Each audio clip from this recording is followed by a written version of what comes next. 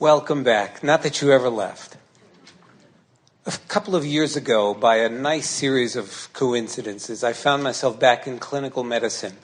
And I really had thought I would not be a doctor or a physician again. And I've really enjoyed it. And it's a very alternative, different kind of practice from everything I learned how to do.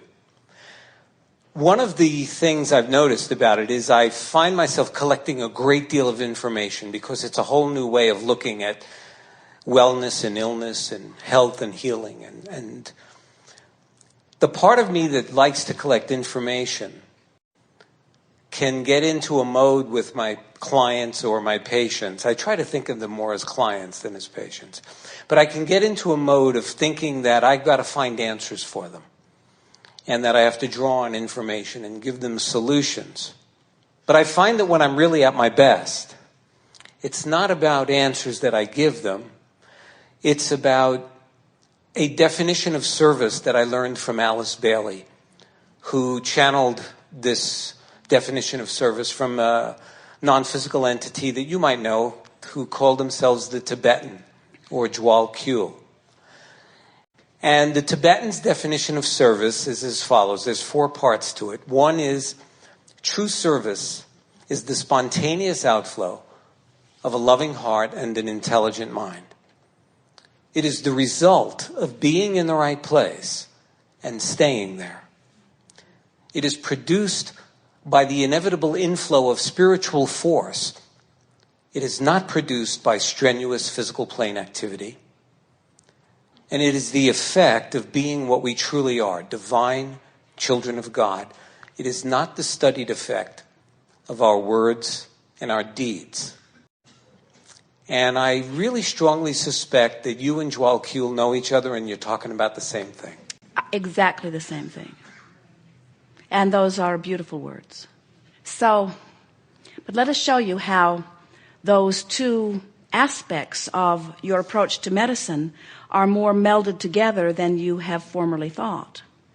So you have a client who has an opinion about where they stand in relationship to what they want.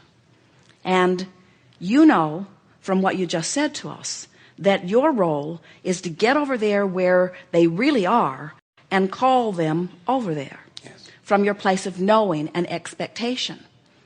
But you see them resistant in coming. You're over there with their inner being calling them, but they're not coming. So you seek information that you can give to them that makes them begin to believe. Now, it's not, you're going to really like this, it's not them believing that brings you into vibrational alignment with you. It's you believing they can believe that brings you into vibrational alignment with you. So you gather every trick in the book. We do it too. Have you watched us over the years? Several times. We stand on Esther's head endlessly, trying to find yet another process that will ring just a little differently for you. Not because we don't know what's possible for you, but so that you will find that place of believing, so that you can come into vibrational alignment with what you want. So we don't think your 2 approaches that you defined here are out of whack with one another at all. We know that you understand that you must see them as well before they can be. And you may have been hearing us say, we found some wonderful words, that what medicine is really looking for is not a cure.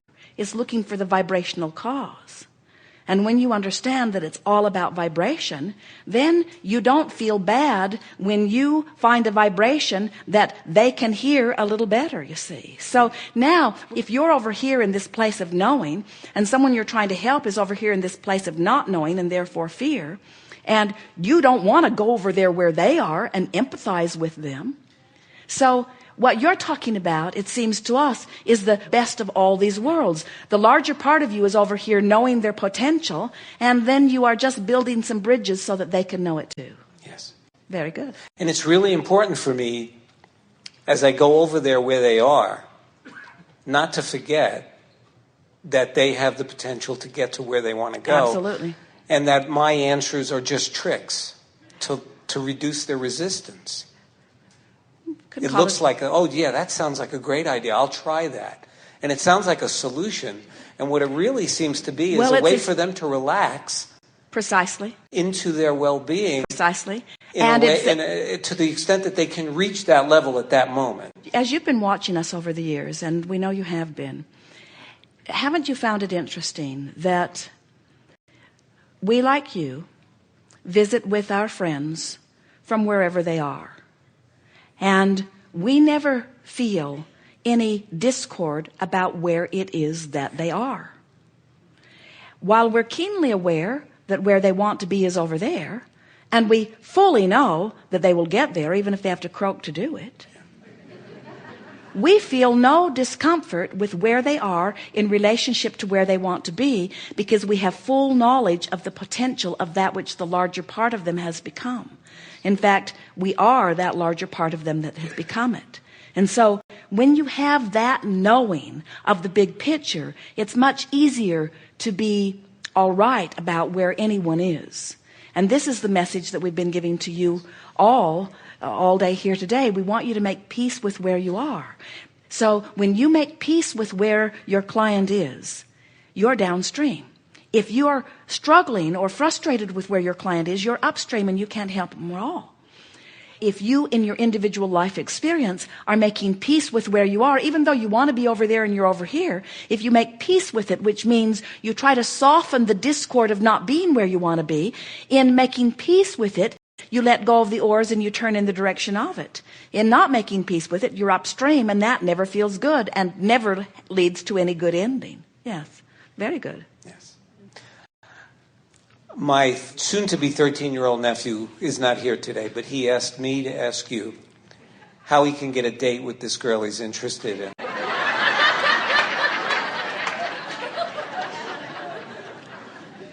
Well, the fact that he's asking the question means he's role-played it and she said no in his mind. So the first thing is, stop doing that. Stop role-playing it and imagining her saying no. Imagine, rather than figuring out how it's going to come about, encourage him to fast forward to the moments after the date has ended and reach for the feeling of satisfaction of having had a really, really, really fun time.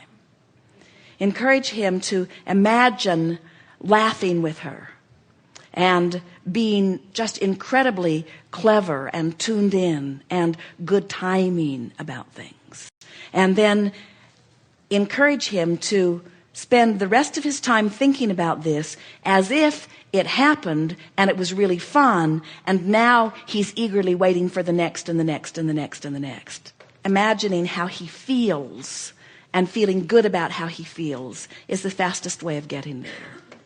Create the feeling state. It's the emotional journey. Yeah. In other words, when you think it through, well, I'll lurk and I'll have good timing and I'll wait for the right opportunity, and I've got all of these possible things that I could say, and I'll have them all in my mind so that they're all on the tip of my tongue. That insecure feeling has him upstream, and the universe will not cooperate with him at all. So the timing will be off. He'll trip over his shoes. He'll have a booger in his nose. Everything will go wrong. Where if he just imagines the feeling of success, that feeling of having a wonderful time, and that feeling that there are so many more wonderful times, and that awareness that there are so many people that are waiting to rendezvous with him, that's the feeling that he's wanting to line up with, you see. And then the girl that's really a match to who he is will be the one who will show up. Even if he thinks he doesn't know who that is already. Even though he thinks he doesn't know, the universe knows. Yeah. If he fixates on the feeling, the universe will bring him the right one. If he fixates on the person, he'll trip over his feet. We will share that with him. I'll ask him to let you know how it works. Tell him it came from you. I'll ask him to let you know how it goes. What do you think, as you talk to this patient or client called nephew, what do you think he wanted to hear?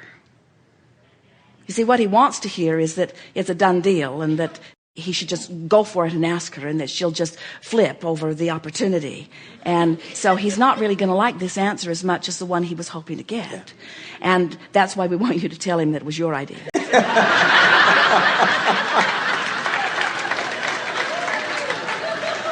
So you need some more tricks. So you're afraid of losing a future customer. Is that what you're saying? No, because we know how it all ends up. But we're trying to bridge these two modalities that you brought to us when you first sat down. You need some tricks. Yes. In other words, you're wanting to offer to him some scenarios because he can't hear us as we know it to be. And then he might relax into it. You need some tricks. If he feels like he's got a trick that's worth trying, or several, and backups and alternatives. Like he does with his Legos. Well, you see, what we really want him to know is that he cannot possibly find the girl of his dreams until he has some bad experiences with some girls. In other words, he's not going to begin to know what he wants until he knows what he doesn't want. And we would not deprive him of all of that delicious contrast, would you? But he's not ready to hear that. Yeah. He wants us to take him right to the end of success, you see. And we want you to understand, we thought he wanted a ride on the river. Well, he's managed already not to deprive himself of some of those negative experiences. I think that's why he has so much urgency about this one. He thinks he's running out of chances. At 13. At 13. And maybe I'll tell him how old he really is. Isn't it fun as you sit and listen to this, the dilemmas of a 13-year-old, and you know what you know? Aren't you enjoying the feeling of watching him go through all of it? Because you feel so wise about it. So can you imagine how we feel about all of you?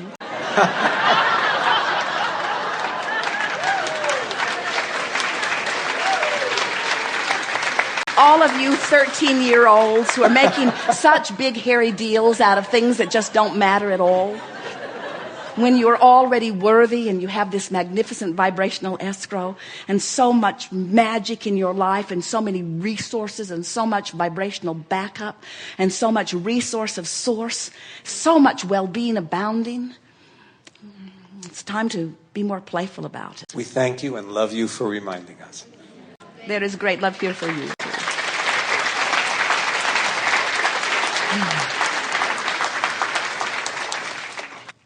What is it that I'm currently thinking about you that's keeping me from getting up to speed with that new and improved world? And this is the thing that we so want you to hear. Future generations will be born up to speed with your new and improved world. Can you imagine the vibrational escrow that they are being born from into this physical time-space reality? But we think that it is time, and you have summoned us forth because you want it to. We think that it's time for you to keep up to speed with your vibrational escrow. We don't think you should have to wait to croak to get up to speed with it. We love that word, croak, croak, croak, croak. You know, you're all going to croak, croak, croak. You are. And when you do, it's such a wonderful day because you leave behind all doubt and fear and all of that resistance, and you come right up to speed with all that you've lived. And the party that we all have together, as you say, oh man, I was making such a big deal over things that don't matter. None of that. You don't say any of that. You would say that from your human form. You would say, oh man, if I knew then what I know now. So here we are to help you know now what you knew then. To help you remember who you are, to help you to come back into alignment with the fullness that is you.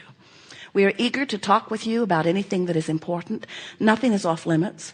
We see our value to you to get you pointed in the direction of what you want, and so that will be the emphasis that we will offer. A woman sat in the chair one day. She said, my child asked me to ask you a question. Why are grown-ups so grumpy? And we said, because the longer you live, the more you find to fuss and worry about. And the more you find to fuss and worry about, the more you paddle upstream. The more you know what you don't want, the more you know what you do want. The more you know what you do want, the faster your stream moves. The faster your stream moves, the more it behooves you to turn in the direction of it. But if you don't turn in the direction of it, then you know what you don't want. And the more you know what you don't want, the more you know what you do want. And the more you know what you do want, the faster your stream moves. But if you don't turn in the direction of the way your stream is moving, then you know what you don't want. And if you know what you don't want, you know what you do want. All that you've lived has caused your stream to move really, really fast. And what you're thinking right now is indicating whether you're going with it or against it. Isn't it nice to know that you hold all of the power to feeling the way you want to feel? So, what do you want to talk about? Begin right here, yes.